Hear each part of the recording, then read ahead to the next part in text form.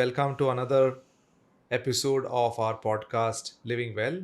I'm Mahesh Menon. I'm Smriti Khanna, and we have today with us our guest. His name is Dr. Roop Gursahani. I've been working with him for a few years now. We've both known him for quite a few years, but we would like to start by asking you a little bit about your medical journey and what's brought you into palliative care. And welcome. Thank you. Thank you, Mahesh. Thank you, Smriti.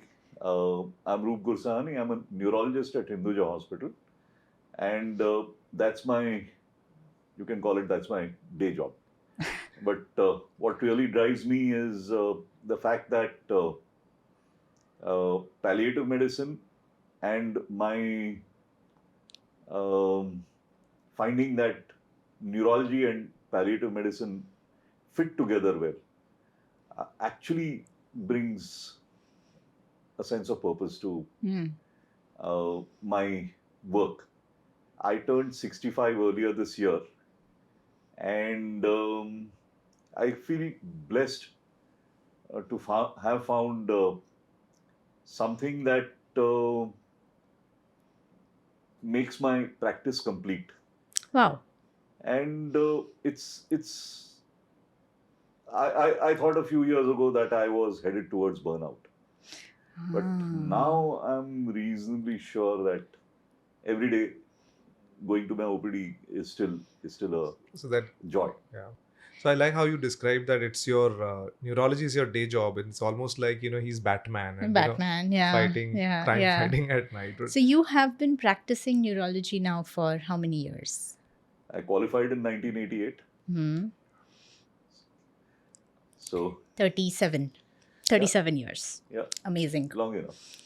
So and when was the transition that took place from your neurology practice? And you've been a very busy neurologist, and especially one of your core strengths has been epileptology, right? One of your and clinical neurology. And clinical General neurology. clinical neurology. Because I remember hearing about this social aspect of yours was I had a conversation with someone who mentioned about the train. Oh yes. The train neurology clinic. Clinics. So I don't recollect exactly what it was, but I remember that's how one of the things that struck me about your name at that time. So this started, I think, in 2015. There's this friend of mine, Mamta Bhushan Singh. She's a professor of neurology at AIMS Delhi, and the Lifeline Express is this. Lifeline Express. Yeah, there's this project where a hospital train goes to remote corners of the country. It's parked there for about 3 weeks. That's a duration of a project. And one of the weekends, we would get a place there to run an epilepsy clinic. So it's all neurologists, or it's just epilepsy focused? So it was basically Mamta and me and maybe a couple of other people who would come in. Actually, Mamta started it in 2015. I joined her. And I mean, I had heard about her doing it. And so in 2015, I think that was the year I first went. And it was a little crazy. We flew into Raipur and then we drove overnight through the dark, through forests. To reach a train? To reach the train, it was, we were told this was Naxal-ridden. Oh. And we finished. I think we saw about 250 odd patients between the two of us in 2.5 days. And we were driving back on Sunday evening.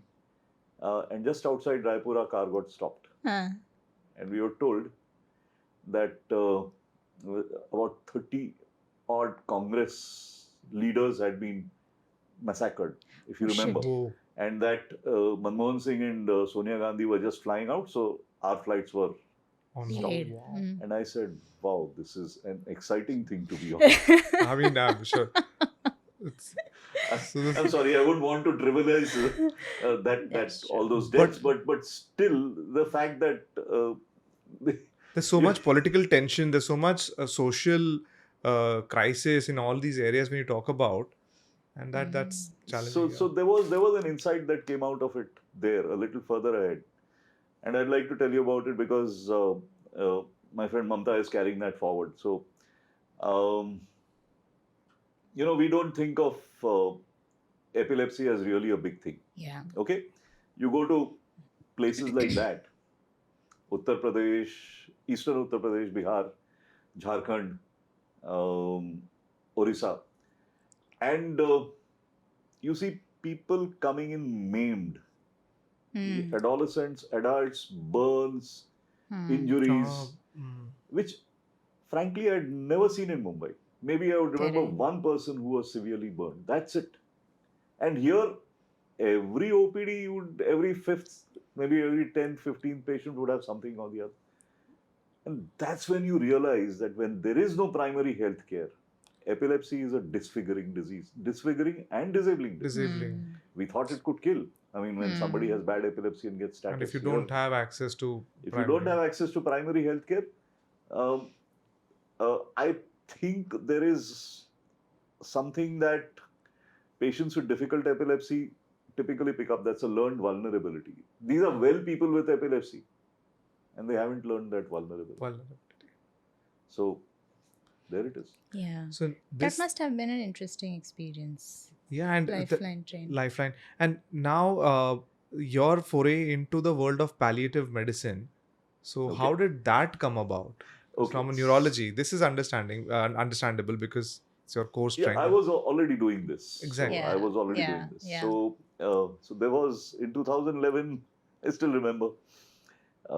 Somebody had called me up, and then I get this call around 7 in the evening from Justice Kadju. He was then a Yes. sitting judge in the Supreme Court. Hmm. I'd been primed, so I knew that. And he'd asked three of us to form a medical team to examine Aruna Shanbaug. Now, Three of us, that was me, there was Dr. Shah from, Nilesh Shah from Sion Hospital. psychiatry. Yeah, and the intensivist head of uh, Tata Memorial, Dr. Hmm. Devatia, I think that. Jiggy. Hmm. Okay, so the three of us, Jiggy was kind of putting us together. So Jiggy had asked somebody, his friend, and so on. Anyway, so there I was. We were all tasked with examining her, and I think it's worth it to just pay a bit of Yes, homage to her, please. remember her story. Yes, You know please. what happened to her. Yeah, but we would like to just Yeah. go through Okay. that sequence, So, to understand better. 1973, this young lady was a staff nurse in KEM Hospital. Hmm. Bright, sharp-tongued, and like so often the first generation to come to Mumbai, engaged to a neurosurgery resident. And she was posted in the dog labs in KEM Hospital. KEM used to have animal labs. And she had been particularly harsh, strong with a orderly there. She was, as far as we could determine, we'd call that a state of one of those chronic disorders of consciousness. I judged she was somewhere between the minimally conscious and the vegetative state, if you understand what that means. Hmm. Whatever it meant she was badly brain damaged Hmm. to the point that she never spoke again, never walked again.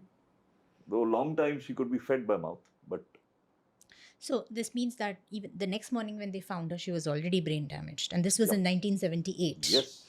And from 1978 to 2011, 73. So what happened was a journalist activist by the name of Pinky Virani thought that her suffering needed to be ended, and one way to do that would be to stop feeding her, because she was not.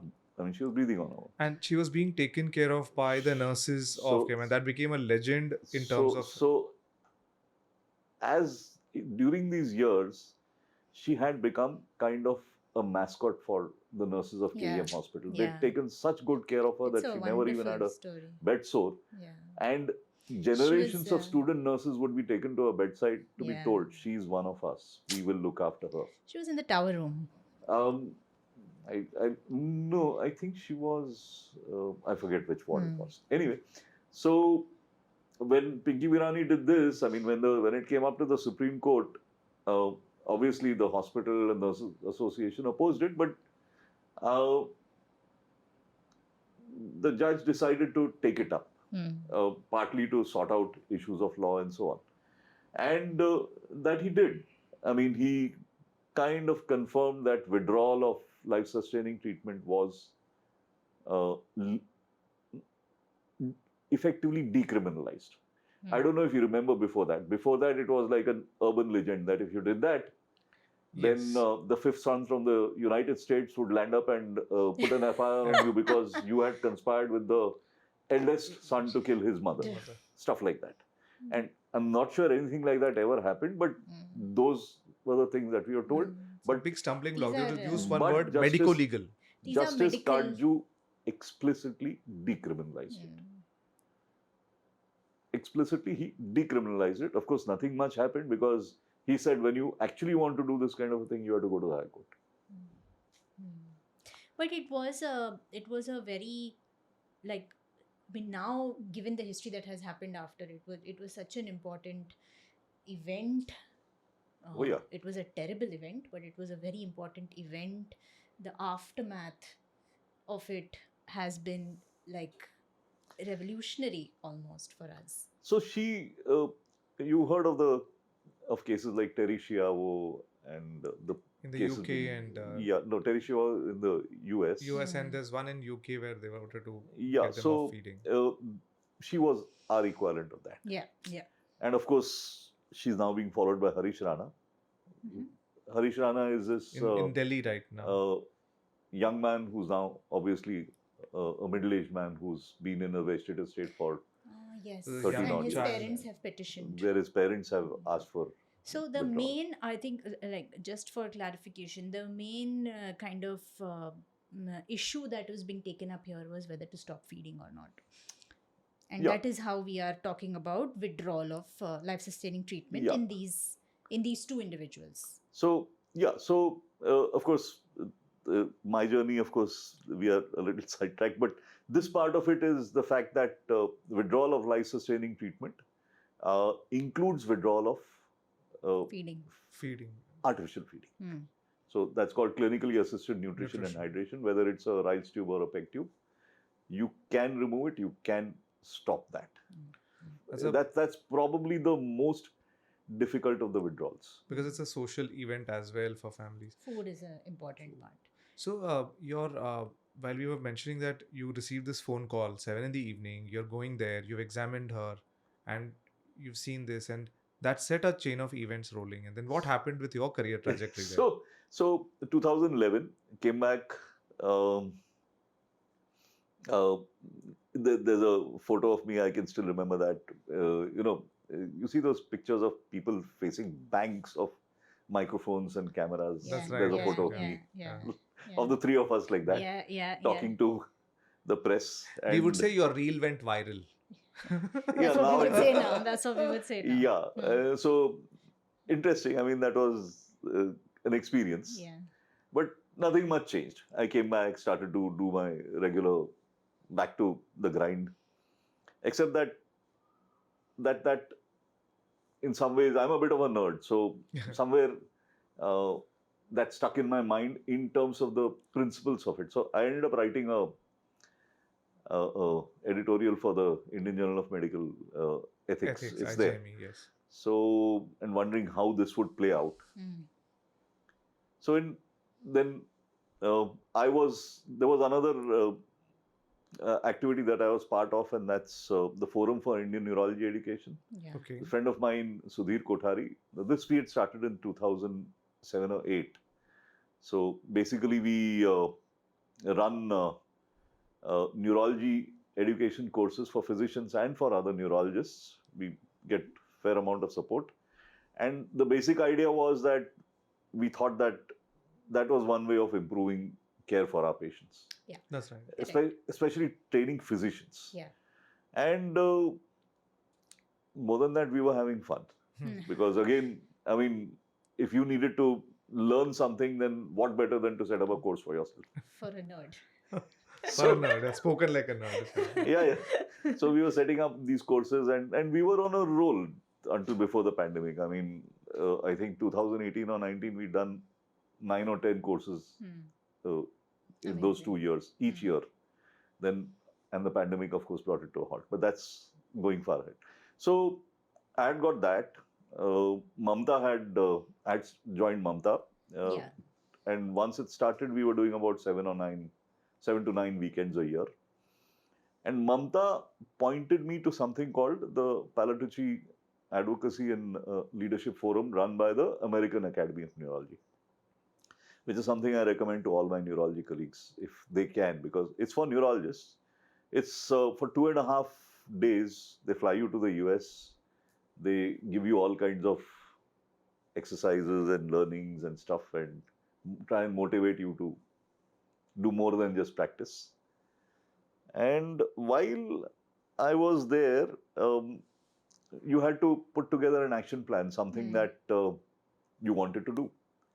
And I could either have done the education one or the life epilepsy clinic thing.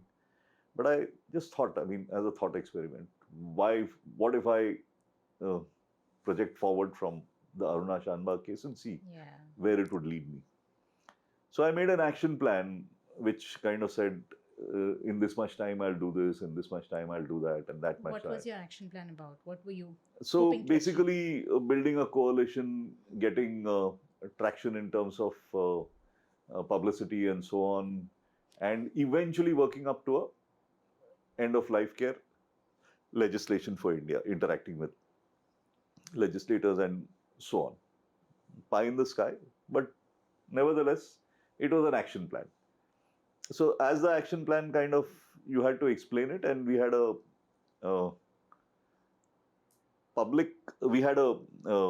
mock TV interview, where as part of the course. So you had to stand in front of, the whole class around you, and a journalist comes and thrusts the mic in your face. Yeah, and which has already happened to you. Yeah, so that had already happened, and this time, and you are told, hold your hand, because the first thing is somebody thrusts you, you grab the mic. You're told, don't. Okay. So, and then amongst other things, he asked me, why do you want to do this? I mean, this action plan, is this something that matters to you? Right. And I realized that it did. So I put it together. I said, I'm 56. By the time it is my time to go, I want it to be as much under my control as possible. And I don't want the laws of my country to stand in my way. And it was like an epiphany for me. I realized that this is something that I really wanted to. Did you realize this as you said it? Because I don't know. But probably. Yeah, because it seems like you're saying that you did the Aruna Shanbaug case, but you did not think too much about it. You went to the advocacy forum, but you just on a hunch decided to go ahead with end of life rather than anything else. Education. And yeah, it did. It hit me. So at that time, but the effect on the interview was a little electric. He said, "Guys, that's a soundbite." I said, No, I guess you probably gave words to something that has been, brewing in you for long. Yeah. So that happened. And you can see the timeline as you see so many players in this end of life care law story happening in India from 2011 when the verdict came in till 18, and there were so many things happening in between, and then you entered the arena. So there was a contribution from a representation from the world of neurology. So there's an authoritative voice there. So can you tell me a little more about the people involved, the illicit and... Yeah, so I came back, and for a few months I really didn't know what I was doing and what I was supposed to do. And again, so much of the stuff I have gotten involved with is literally by serendipity. So I kind of do something with friends, and something leads to something, and then something leads to something. The princes of serendip. Yeah. So that's the way it worked. So I remember I was walking out of the gym one day, and Jiggy was walking in. And I said, Jiggy, you remember that Aruna Shanbaug thing? I had wanted to follow up on that. And I really don't know how to get started. He said, you got to connect with Dr. Rajmani and Dr. Nagesh Simha. Who were these guys? He said, one is in Bangalore, one is... He didn't have the numbers offhand. But Nagesh Sima is in Bangalore, and there's my friend Sanjay Pai there. I don't know if you heard of him. Sanjay Pai is one of those connectors. And Nagesh Sima, as I know, is also a connector. Yes. Yes. Right? Yes. So I We have called up met him, Sanjay we Pai. know. I called up Sanjay Pai, and sure enough, they were friends. And the next thing is, I'm flying to Bangalore to meet Nagesh Sima. I think the title of this talk should be Serendipity. Serendipity, absolutely. And we are supposed to meet him in his club to meet our spiritual concerns in the bar. And we make him wait for 15 minutes. So the first meeting with him is him shouting at Sanjay for making him wait. Anyway, so that is how. So Nagesh said, "Ha, sure, join the party." Then I met Rajmani, and then came the question of how do we move things along. And so one of the office bearers, the secretary of the Indian Academy of Neurology at that time, a guy called Gagandeep Singh, called him up, said, "ये करना है लेकिन कैसे?" Meeting बुला. I said, "पागल है क्या? मेरे को काम करना है, मेरे को meeting नहीं करना है." नहीं, meeting बुला. I'll arrange it. I'll get the funding and everything. I said, sure. So then, in the process of setting up the meeting, that was what I didn't realize. I kind of had to figure out who were the crucial players who I needed to have there. Yeah. So that became. So it got you thinking. So coalition building. That was step 3 of my action plan. And again, serendipity had gotten me there. So that happened. So then we had to then start to look for legal partners. Yeah. And then things kind of went on. Because you. This is the story of the end of life care bill of India. It's just unrolling in front of our eyes. Yeah, well. So yeah, in fact, then the illicit. So illicit was so. As Nagesh says that all of us got too drunk that night. Only one of us didn't. And that guy woke up the next morning and said, let's do this. We'll call this illicit. Why? End of life care in India task force. Illicit. Nice. So very interesting. And I think it's also the right people, right place, right time, and how and because your journey started somewhere in 2000, and I'm sure when we interacted with Dr. Simha, we know his foray into the field started in a different trajectory, and all of you coming together, it was like watching those moving pieces, falling in place. Yeah, exactly. Very interesting. Yeah. What happened after that? So Illicit got formed, and then we kind of first there was a fair amount of learning, and for me the learning was working with Rajmani, intensivist, and Nagesh Sima, palliative care. And the other bit of serendipity had already happened at PALF. So they put us into groups of bunches of 3 with a senior person who had already done the course as a guide kind of a thing. So in my group was a woman by the name of Maisha Robinson. She's a neurologist. And that year she had finished her neurology residency and she was beginning her residency in palliative medicine.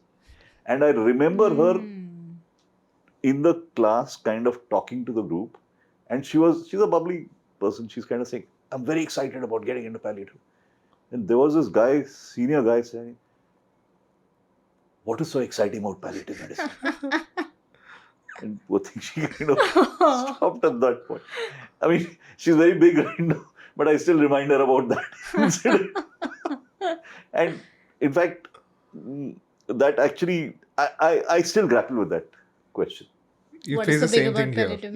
Yeah. So at that point, I kind of said, maybe. I mean, I also laughed with everybody else at her, but... No, you're right. Even I still grapple with that question because sometimes I feel at the end of the day, palliative medicine is just good medicine. Yeah. That's it. Somebody said, somewhere I just went and somebody said, it's sensible medicine. That also makes sense. It's, at the end of the day, it's just good medical care. How do you deal with it? So, I've been thinking about this a little while because somebody asked me that one of my senior colleagues actually said, "Oh, so what?" Exactly the same question. So what's special? And I said, one of the things that we do wrong when perhaps we are explaining it to our colleagues is, say, we do this and we do this and we do this and we do this. And we have to actually tell them that, one, we are doing a lot of things. Unlike so many other things in medicine, and this is something that I've kind of understood. So when this is specific for neurology, so it may not, neurologists are generally nerds, right?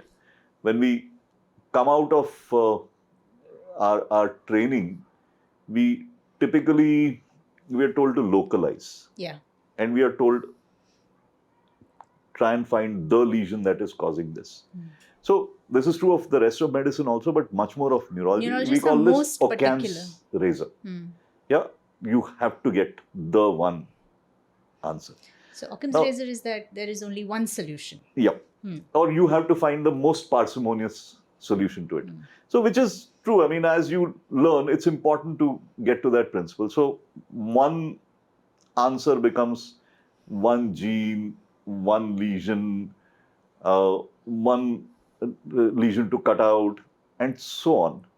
Unfortunately, if you get stuck in that, people forget that it becomes the one ring that rules them all. Mordor. And that leads to, where? Sauron. Right? So often I go into a conference, say, of neuromuscular medicine or movement disorders, and they've got this complex case going on, and we did this, and we did this, and this was the gene, and this gene has the literature. This gene is it. And then the neurologist lived happily after that. What happened to the family? I think maybe they committed suicide next year. It really is like that. So that's this huge disconnect between the cutting edge science that goes to a molecular level and misses out the macro. Yeah, so the nerd stops Happy. at that point. Yeah. The And nerd he's is happy with that. But and this is something that palliative care people talk about a lot, that they talk about Hippocrates and the Hippocratic Oath, and then you are supposed to do no harm to the body, how pre-Victorian and Victorian eras, all you used to do was just care for the patient. But then that gives us a bad rep. But that's where medicine ends up at. I mean, if you are technologically driven, you can be very successful. You can do robotic surgeries and stuff like that. But then you're lost in that. Yeah, you miss the forest for the trees, and you're like Yeah. looking at that. Yeah. So when we grow up, in some specialties it happens a little earlier. I mean, especially intensive medicine and so on. You realize that the bigger thing is that most people don't have just one disease. And as people get older, they have more and more diseases.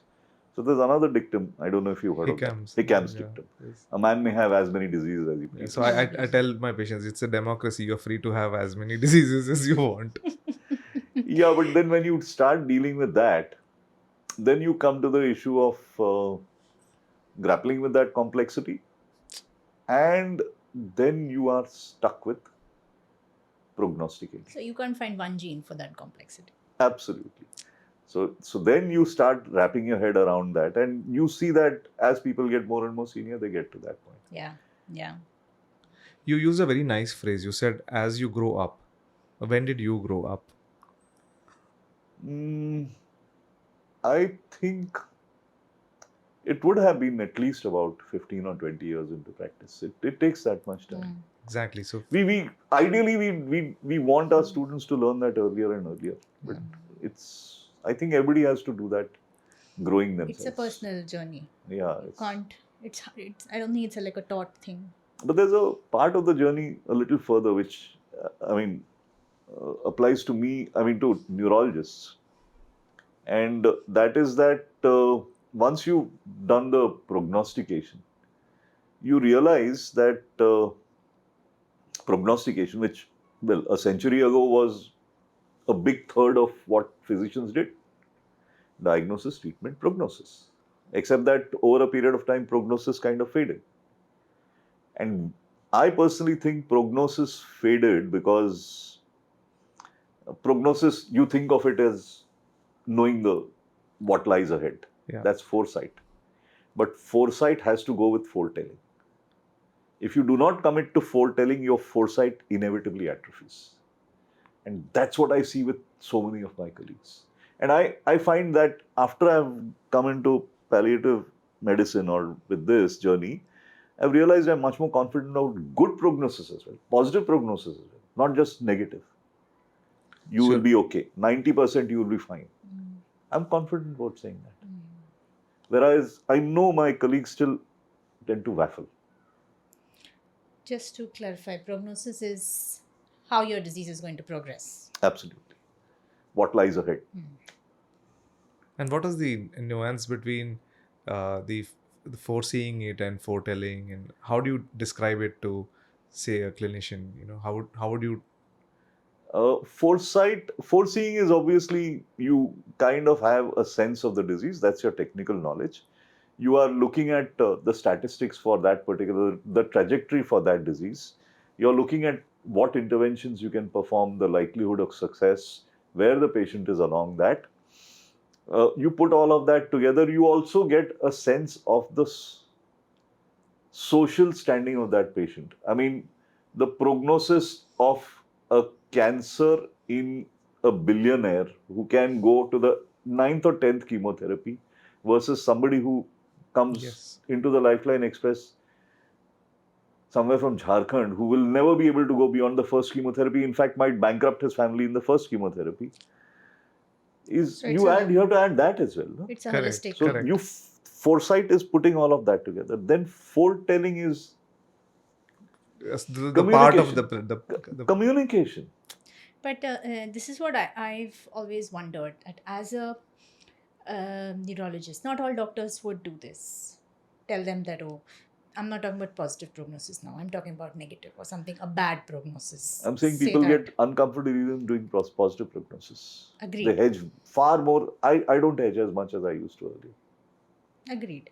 Which I think does happen with seniority. I mean, this is something I have observed even in my senior colleagues. But what I wanted to talk about was, say, discussing negative prognosis, talking about negative prognosis. It's always been intriguing to me how patients take it. So, have you had people coming to you and saying, how dare you say this to me? Or how can you even say this to me? So I remember once, this was quite a while ago, and they actually wrote a complaint about it because there was this guy in a wheelchair with a left hemiplegia who had been at it, I mean, like that for about a year, bad stroke. And he was just about able to stand. And he said, ये हाथ का क्या होगा? ठीक नहीं होगा. I said, नहीं, ये ठीक तो नहीं हो सकता. And this daughter was standing behind him. She was like that. And there was a written complaint saying that how dared he tell my father that he would not recover. Yeah. So I now I know when he asked me that, my response would be, why do you want to know? Which is what palliative medicine care. Has taught you. Correct. And then after probing a bit, maybe if he said, नहीं मुझे बताओ, तो I'd have said, yeah, ये तो पूरा ठीक नहीं होगा. But that's always a challenge that we face. If you look at it from an ethics point of view, or is this the right thing to say, to do, whether to tell him or not to tell him? We are surrounded by Western, I ideals. don't really completely agree.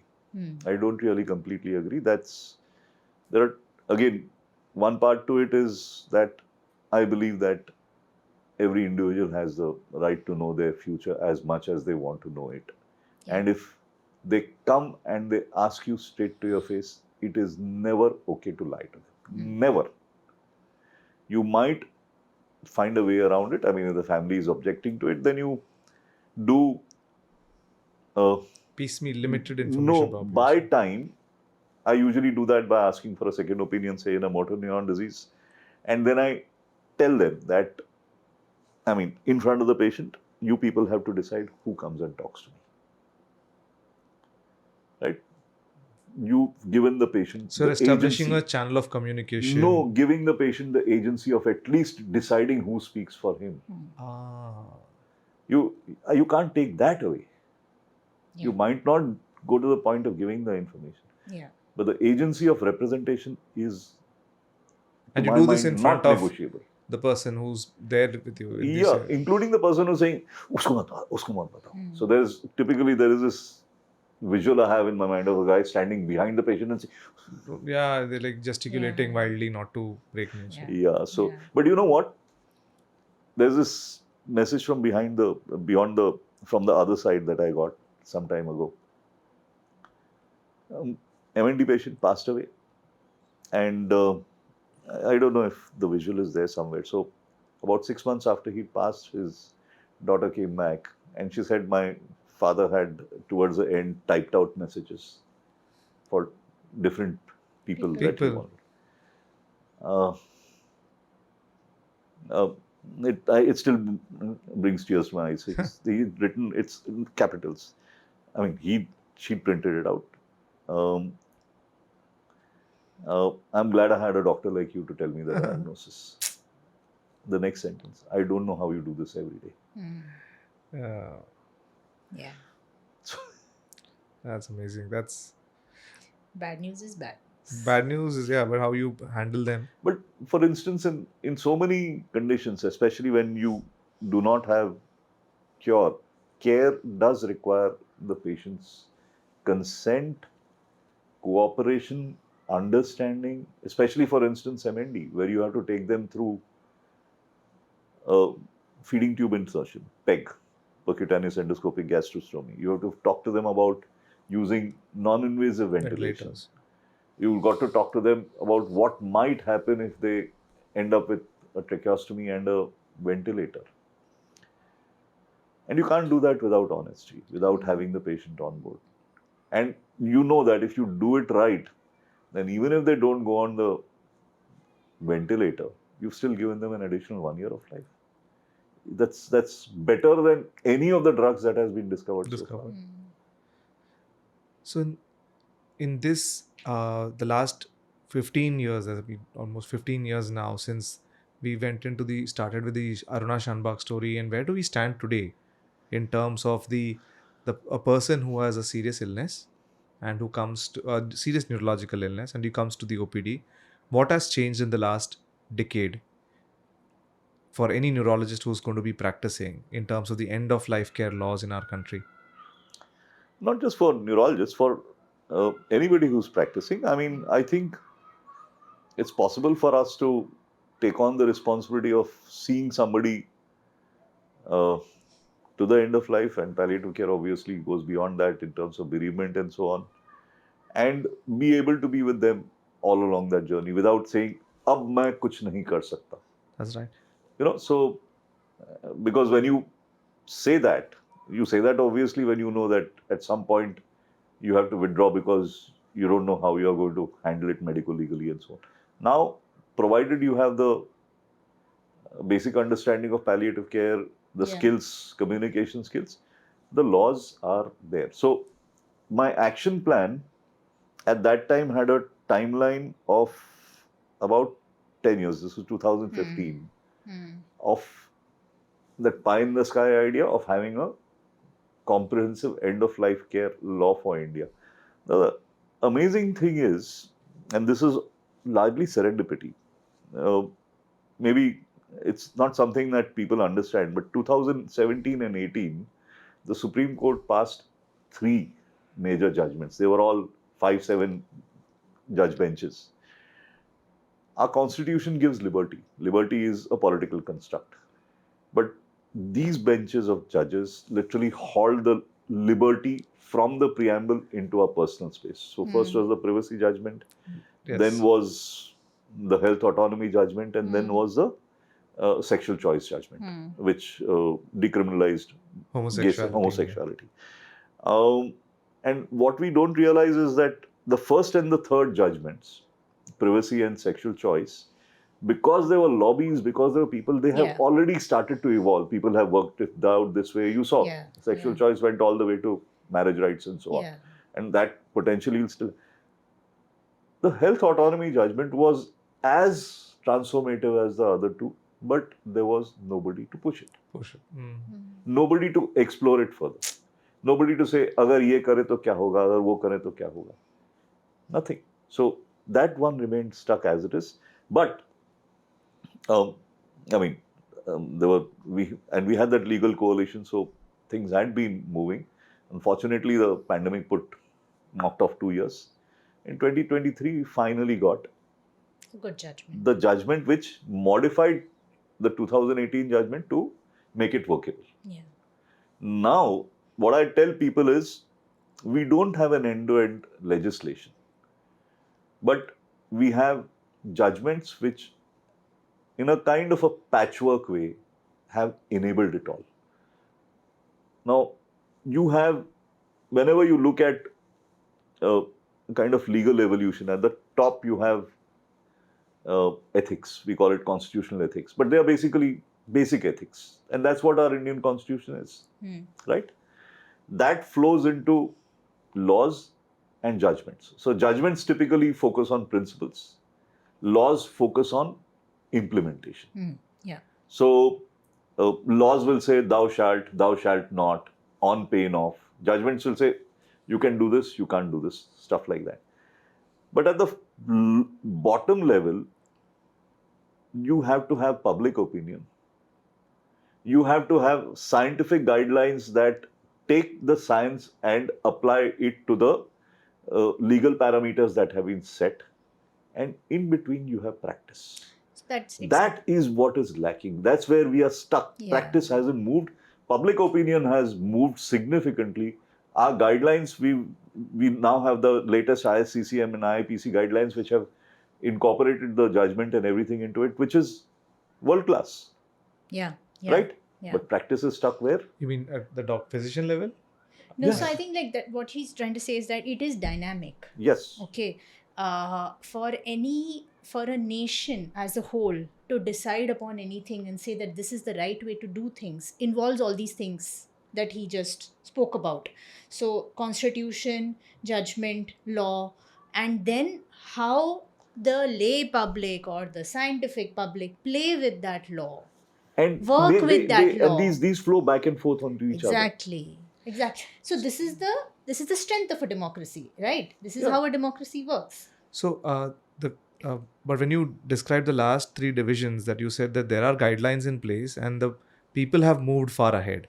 But you said practice. So I'm just coming back to that. Our You colleagues. feel that that's what I wanted to Our ask. colleagues. You feel that the medical community has more to offer to developing this. More to do. But the medical community has more to shoulder. Shoulder. It's in about terms of responsibility. So I don't know if you remember seeing the IMA statement saying that we don't want to do this, let the family decide. What rubbish?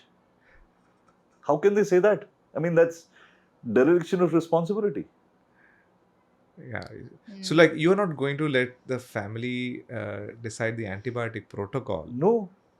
The surgery. The surgery. Like, Are you going to ask the family to stand up there and say, "Acha, abhi ye kaato, abhi wo kaato"? No. So how can you put this onto the family? It was so ridiculous that we didn't know what to say. I see how strongly you feel about this, and at this I mean, I would still say, neurology nerd wise, you also have another achievement. You got the Lifetime Achievement Award for the International Budhape ka award. Is that to make you like stop? Like they give these awards so that you stop working? Is this one of those things? No, I don't think so. I think, see, I'm on the board of directors of the International Neuropalliative Care Society, and that's another interesting story. Again, a bit of serendipity.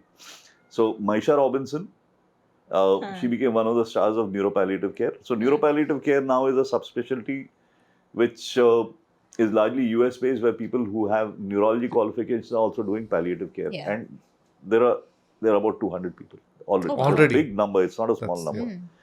Interestingly, most of them are young women. So I don't know what's the gender specificity, but anyway. But there is a bit of a gender skew in neurology. More Neurology as well as palliative care In also. palliative. palliative care, definitely. Definitely. So that's there. This Anyway, is an anomaly. so yeah, the surgeons are the alpha male types. So anyway. So I went again in 2017, and this time I went as a uh, kind of a mentor. So I had a group of 3 that I was supposed to shepherd through. It turned out that 2 of them were also neurologists doing palliative care, and one of them was Benzie Kluger, who we spoke. In fact, he reminded me now at the time of the award. He said that my suggestion to him was to make a society out of it. That was your suggestion. That's what he told me. I didn't remember that. I like that. I didn't remember that. Either things have happened by serendipity or by me not remembering that they have happened. So anyway, so he said, so when he was introducing me, he said that I was responsible to start. Anyway, so that was 2017. 2019, we had the first meeting of people who were interested. Simultaneously, because I was doing the education thing, I was running courses on neuropalliative care in India. So Audrey, whom both of us know, Audrey Foster-Barber, pediatric neuropalliative specialist, she'd come down in end 2019. The last of those meetings was the last weekend of February 2020. Just before. Nowadays, everybody's stories is it's like a BC. It's just BC, and it's like BC stands for before COVID. So when the pandemic hit, all our teaching stopped, except that Sudhir Kothari, the guy I work with. The fine. He discovered that he's a techno nerd. So he discovered that everybody was sitting Vela across the world, and anybody he wanted to listen to, he just had to email them, and they would happily do a webinar. So in April of 2020, we were having 2 to 3 webinars a day. The pandemic of I remember amazing speakers, amazing stuff. Yeah. And that's when the idea struck me that maybe we could do something like that. I wanted to learn palliative medicine. I had been exposed to Nagesh, and I kind of realized that if I was interested in this, then neurology and had to be. I had to get the 2 of them together. I had to marry in my own work both of them. Unfortunately, that meant that I had to do palliative medicine. So I enrolled for the National Fellowship, paid up 40,000, did the didactic teaching, went about halfway through the assignments, and I said, nahi yaar. Nahi yaar was one reason, also because IMPCs had formed. I had begun seeing the difference between legacy oncologic palliative care and what neurology had to do. And it became obvious that the curriculum would be totally different. What I would do there was not what I would be doing here. Oncology palliative care is quite different. Since my way of learning was also always to set up a course. Let me try this. And so it happened. And again, fortunately, people were around. Everybody in neuropalliative care in the US, people were willing to help. Yeah. So things fell in place, and that's how the neuropalliative. So I bootstrapped myself into neuropalliative care education. Yeah, and that was how the International Neuropalliative Care course started. How it started. How's it going? Well, we are now on our 3rd year. You should know better. So we are now on our 3rd year. We take about 40 students. Obviously, not everybody finishes, but last time we graduated 27. This year, I think eventually we'll graduate about 20 or 25. Absolutely, and I intend to crack the course. Yeah. Okay. So what we will do after that, I think that's something, that's another project that's coming up, and that's to put together people who passed out of the course. We become a network, so that wherever a patient needs help, needs support, not only because some of them are palliative care physicians who may not be very comfortable, we are there to support. Our patients don't. So essence of a team, not just one gene, not just one gene now. Yes. So you were linking up the neurology to the advocacy and then to the finally to the palliative care. How has it been? This I don't know of too many or any other people in India, at least, who are doing neuropalliative care to this extent. So there are three of us effectively. Right now, there are more people who are coming out of the course. So three of us. So when I did the NFPM, one of my colleagues, Praful Shembalkar, he's based in Nagpur, neurologist interested in neuromuscular care. He's done the course, and he's doing it. He's practicing. Then Dr. Dhamija, Rajendra Dhamija, in Delhi, he's a professor of neurology at institute called IBAS. Yeah. He's also trained in palliative care. He's a full neurologist. He's also doing it. So there are three of us, approximately at the same level of seniority, and younger people coming in. Hopefully, we'll have a pool of about 15, 20 pretty. And that's great future for a subspecialty practice, in palliative medicine also. In the sense, palliative, as you said, it's all of palliative medicine. It's not the same. Pediatric palliative is a separate world. Oncology palliative is a separate world. Neurology palliative is a separate world. For, say, young neurologists or those wanting to take up neurology, what advice or what would you say to them? How has palliative care changed your neurology practice? So,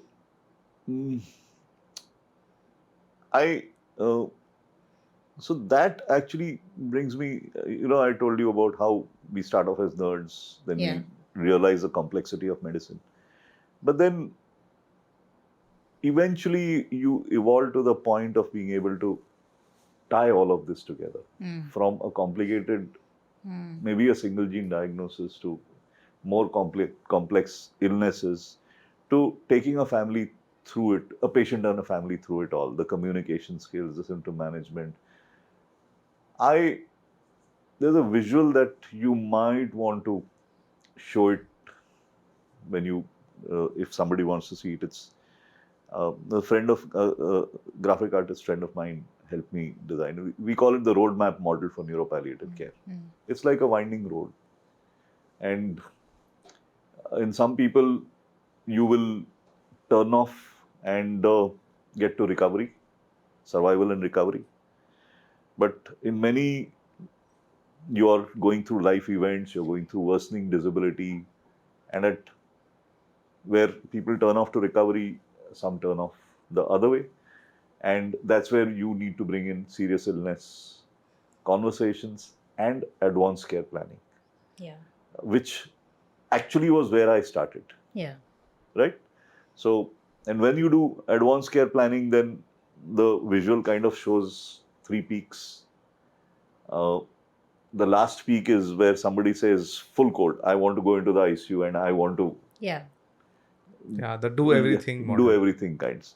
But we are seeing more and more people take the middle peak. The middle peak is the one where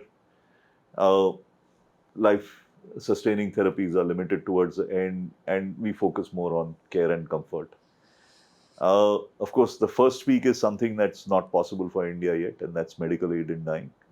But there are enough people who ask me, when are we going to get that? And my answer is this: we do all of this right, then maybe about 20 or 30 years from now. Because if you don't do it, but for me, that diagram also kind of tells me that I have to be prepared to be the Sherpa who takes a patient along this whole route. Yeah. And come back alive. Yeah. And do it again and again. But I think it's a privilege. I think it's a privilege to accompany another human on this kind of a journey and do it right. Yeah. You said burnout in the beginning in your neurology practice. Yes. And you've been doing palliative care. So how do you offset the burnout that palliative care brings, or do you feel that? I don't think so. I think so. Palliative care burnout is there. Obviously, maybe for me, because I'm a newbie here. So for me, there's still enough excitement, enough learning and stuff like that. And I can see that younger colleagues might find it. But I think palliative care explicitly recognizes. That's one of the... And make sure that you take care of yourself. And sorry to interrupt this, but You know what? I've told this to others also, and I remember seeing it with Maisha right at the beginning, that there is a joy to it. It's I said this to somebody else the other day. See, palliative medicine, you're not going to make big bucks. You're never going to be the kind of money that a cardiothoracic surgeon or a medical oncologist. Remember that the biggest cars now in the hospital compound are the medical oncologists. Check me out on this. Right. So anyway, so you'll not make that kind of money, but you're not going to starve. You will do good. You will feel good about it every day when you come back.